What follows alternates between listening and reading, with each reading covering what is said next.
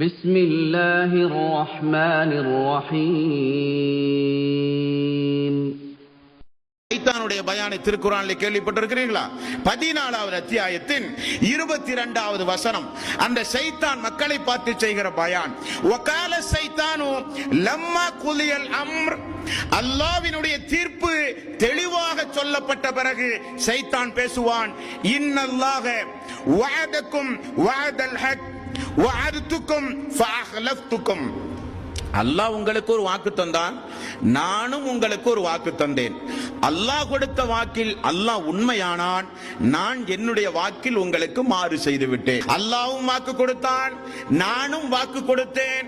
அல்லாஹ் தன்னுடைய வாக்கில் உண்மையாளன் என்று இப்பொழுது நிரூபித்து விட்டான், நான் என்னுடைய வாக்கில் உங்களுக்கு மாறு செய்து விட்டேன் என்று சொல்லுகிறான். மேலும் சொல்லுகிறான், வமா கான லி அலைக்கும் மின் சுல்தானின் இல்ல அன் தஅவுதுக்கும் ஃபஸ்தஜபதும் லி.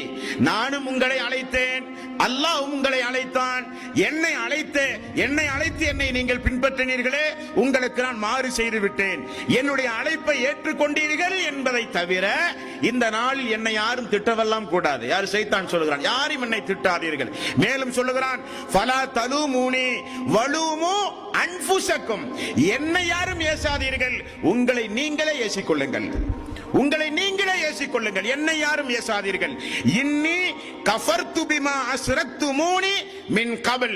மேலும் நீங்கள் இணை வைத்தீர்களே, அதற்கும் எனக்கும் எந்த சம்பந்தமும் கிடையாது, அதற்கும் எனக்கும் எந்த அணுவளவும் சம்பந்தம் கிடையாது என்று சைத்தான் ஒரு பயானையும் மறுமை நாளிலே செய்வான் என்று அல்லாஹ் தஆலா அவனுடைய அருள்மறையாம் திருமறை குர்ஆனிலே குறிப்பிடுகிறான். நண்பர்களே, ஆகவே எல்லாம் வல்ல அல்லாஹ் தஆலா இணை வைப்பலிலே இருந்து நம்மையும் நம்முடைய மக்களையும் நம்முடைய நண்பர்களையும் நம்முடைய சமூகத்தையும் அல்லாஹ் தஆலா காப்பாற்ற வேண்டும்.